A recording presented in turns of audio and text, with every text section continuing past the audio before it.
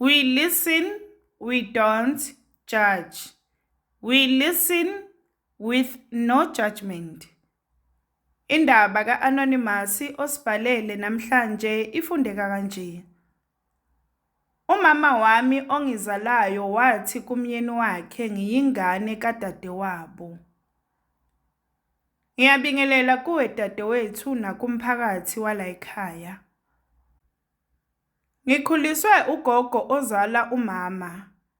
Umama washada ngimncane ngino-4 years. Uthando lwakhe angilazi sidalo. Ngoba umyeni wakhe bekazi ukuthi mina ngiyingane kadadewabo osewashona. Ngikhule kanzima, hayi ngoba bengeswela kodwa yayingihlukumeza lento yokuthi abazali bami bayaphila kodwa abekho empilweni yami. Umama ke wayengithole endodeni eshadile, eyakubeka kwacaca ukuthi ayifune ngane yesihlahla emzini wayo ezoqeda umshado wayo. Umama ubefika ekhaya nezingane zikamyeni wakhe nomyeni wakhe kodwa wayengayingeni nje indaba yami. Izingane zakithi bezingithanda zingihlonipha kakhulu. Bekuze kusho zona ukuthi sicela usivakashele phela ekhaya. Nazo-ke izingane umama wazitshela ukuthi mina ngiyingane kasisi wakhe owashona. Ugogo wayilwa lento waze wakhathala.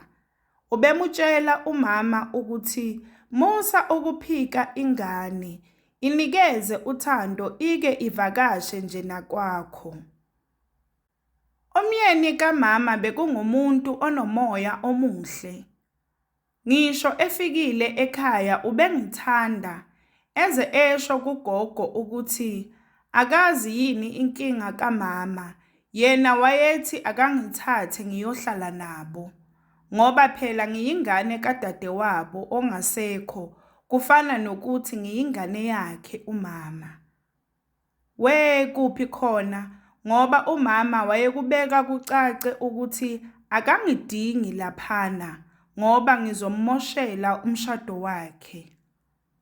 Kodwa ke wayehlale asho ugogo ukuthi akukho okufihliwe okungeke kwembuleke. Ngafunda ke isikole ngasiqeda, ngawuphasa kahle kakhulu umatric. Thina-ke ngezinkathi zethu igama lakho belibhalwa liphelele nje ephepheni kucace ukuthi uphasile. Ngamfonela umama ngijabulile ngamtshela ukuthi ngizoza kwakhe ngizomkhombisa istatement. Ngenhlanhla-ke ngenkathi ngifona kwakungelula ukuthi angichilize ngoba wayeseduze komyeni wakhe. Angempela-ke lwafika usuku lokuthi ngiye khona. Ngafika ekhona umyeni wakhe nezingane. Into eyajabulwa yileya ndoda ngangifisa ukuthi ngabe ubaba wami ongizalayo lo jabula kanjena. Wathi nje lo baba usebenzile mntanami, uzongena ugijima e-university. Akubuzwa nje ukuthi umfundaze uzowuthola. Wathi imali yokurejista ukhululeke sizokunika. Okufanele ukwenze nje ukuthi uqiniseke ukuthi awuphazamiseki manje. Phela izingane ezilingana nawe zibuye zihlulwe yisikole. Wathi nje uyabona uma ungaziphatha kahle uze uqede e-university, sinomama wakho sizokwenzela umemulo. Ngangimbona nje umama ukuthi akamuhle kahle ebusweni. Iyamunyanyisa nje yonke lento ekhulunywa yilo baba. Ngakusasa-ke nguye umama owangihambisa ekhaya. Wafika ebhodla umlilo kugogo. Wathi mina laphana sengifike ngacela ukufundiswa nokwenzelwa umemulo kwindoda yakhe. Ugogo wangibuka wangibuza ukuthi ukwenzeleni lokho. Kwavele kwaphendula ingane yathi cha gogo, akunjalo akaze acele lutho usisi, ubaba nguyena othe uzomenzela. Wavele wayibuka kabi ingane uma wathi ayiphume akakhulumi nayo. Wathi kugogo, impela akacelanga, ngicasulwa ukuthi yonke lento eyenzekayo umyeni wami uzoze athole iqiniso. Wathi nje ugogo awusiyeke ngeqiniso thina. Into ebalulekile impilo yengane manje. Ngeke phela ingafundi ngenxa yeqiniso. Uwena owafihla ingane akusilo iphutha layo lelo. Wathi ugogo kimi, wena ngane yami uziphathe kahle ngempela ukuze uthole umemulo. Nami bengikufisela lokho yikho nje ukuthi amandla vele awekho. Lwafika-ke usuku lapho engathatha khona izikhwama zami ngalibangisa eThekwini. Okuyilapho-ke okwaqala khona impilo yami. Umyeni kamama Chabandla impela wenza konke njengoba wayethembisile. Okwathi mhla sesihamba bengilethe eThekwini, umyeni kama wandlula wathatha umfana wakhe, yena owase enza unyaka wesithathu eVarsity. Ngikhohlwe ukuchaza ukuthi umkhwenyana kamama wayeshadile ngaphambilini. Unkosikazi wakhe wandlula-ke emhlabeni. Umama wafika emzini wathola le ndoda inomuzi nezingane. Yase imakhela owakhe-ke umama umuzi. Le ndoda ibenezingane ezintathu. Owokuqala yilo ofunda eVarsity. Bese kuthi le 2 ile ehlala nabo emzini lo kama. Ngoba ngalenkathi umama ezogana zazincane kakhulu lezingane. Nayo le efunda eVarsity iqede isikole vele ihlala naye uma. Ibuyele nje emzini kama wayo ngoba seyikhulile. Umama nalo baba eyabo ingane yandlula emhlabeni ingakahlanganisi ngisho unyaka. Emva kwalapho-ke abaphindanga baba nenye ingane yabo. Angazi-ke ukuthi inkinga yayikuphi. Hayi-ke sathi uma sifika eVarsity, lo baba wacela umfana wakhe ukuthi angigade ngoba phela ngisafika eVarsity. Wasishiya-ke lo baba wahamba. Zaqhubeka izinsuku vele umfana elokhu engigadile, sagcina sesisondelene kakhulu. Kanti umfana lo uzogcina engibheka ngamehlo othando. Mina anginake lutho ngoba vele angazi lutho ngezothando. Kwathi ngelinye ilanga wagcina engitshela-ke ukuthi yena uyangithanda. Yazi ngavele ngangazi nokuthi ngiphendule ngithini ngoba phela mina lo muntu bengimbuka njengobhuti wami. Futhi-ke mina inhliziyo yami yayikumemulo engithenjiswe wona ngubaba wakhe. Ngathi uma ngimtshela ngalokho, wathi nje yena phela ngingakhohlwa ukuthi mina naye asibona bandawonye. Kanti futhi ngingakhathazeki ngomemulo angeke senze lutho uzongilinda. Yena akafuni ucansi kuphela kimi ufuna ukungenza unkosikazi wakhe. Zaqhubeka-ke insuku lokhu ngiyicabanga le ndaba. Ngibona indlela angiphatha kahle ngayo, phela ngangiyiqanda kulomfana. Ngaphinde futhi ngafikelwa umqondo wokuthi kanti yini indaba mina ngicabangela imizwa kama, yena kodwa uyehluleka ukungicabangela mina. Phela nganginakho ukuthi izomuphatha kabi le ndaba angeke nje ayivume. Ngagcina ngivuma-ke ukuthi sithandane nomfana. Sasingalenzi vele ucansi sasisoma kuphela. Sahamba-ke isikhathi siloku siyenza lento yethu siyifihla. Umfana wagcina eqeda-ke esikoleni. Ngenhlanhla-ke wathi eqeda nje wathola umsebenzi. Lapho-ke ngangiyi-queen, kwakuze kukhale ngisho ugogo ekhaya ukuthi ngase ngiba muhle kanjena sengiqomile yini. Ngangivele ngithi lutho gogo, ngoba phela uyangihlola uyabona ukuthi ihlo lisasekhona. Umfana-ke wathembisa ukuthi uma ngiqeda esikoleni uzomtshela uyise ngathi. Hhayi-ke ngagcina ngiqeda evarsity.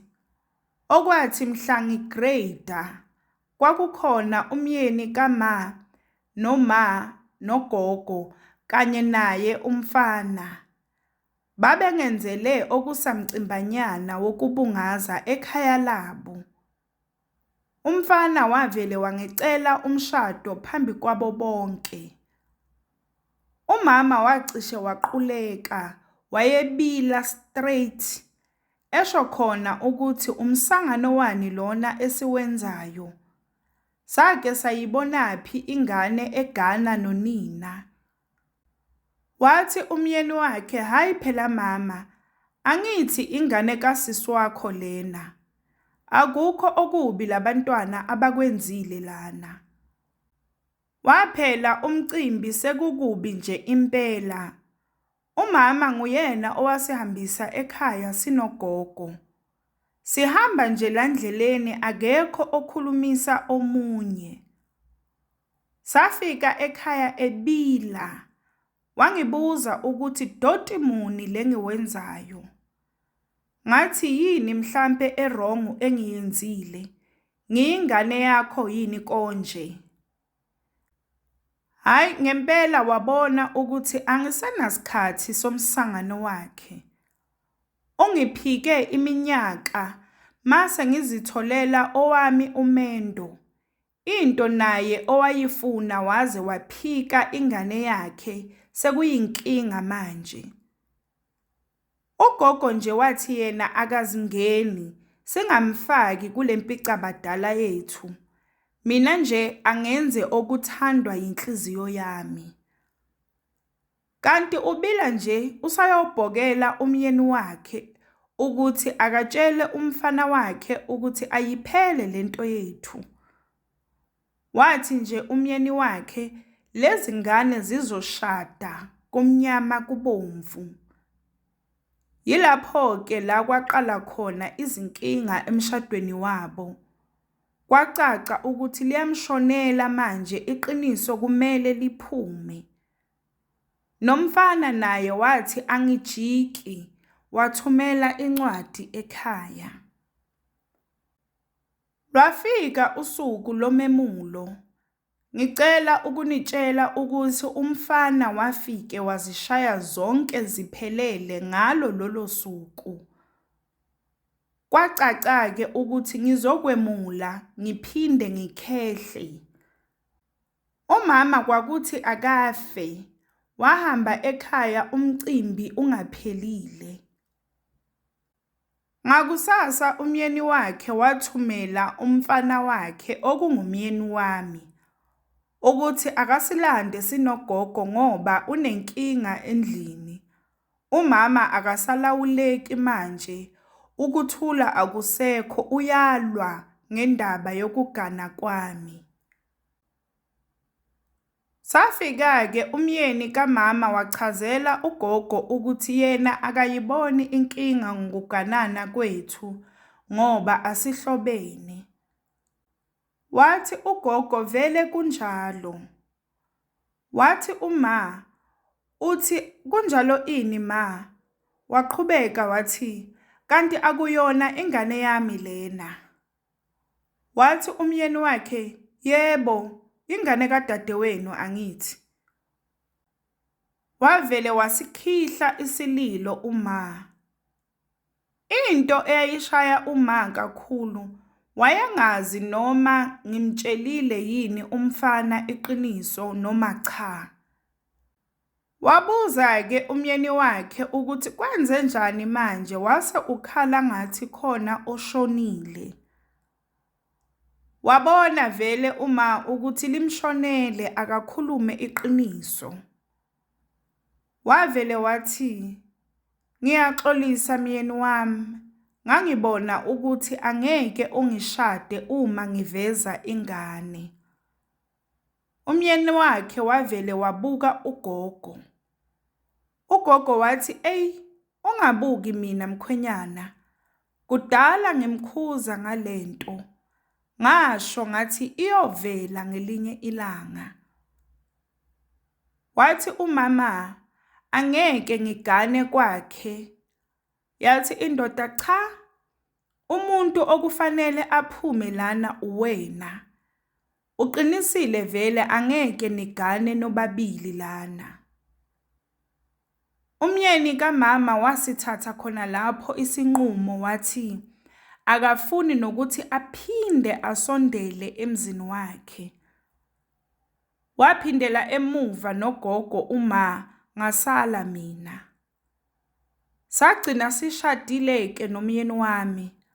Kuyimanje sinengane eyodwa sihlala emzini wethu siphethene kahle.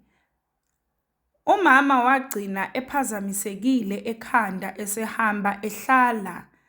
Angimazi nokuthi uhlalaphi kodwa yena usaphila, anginabudlelwane naye.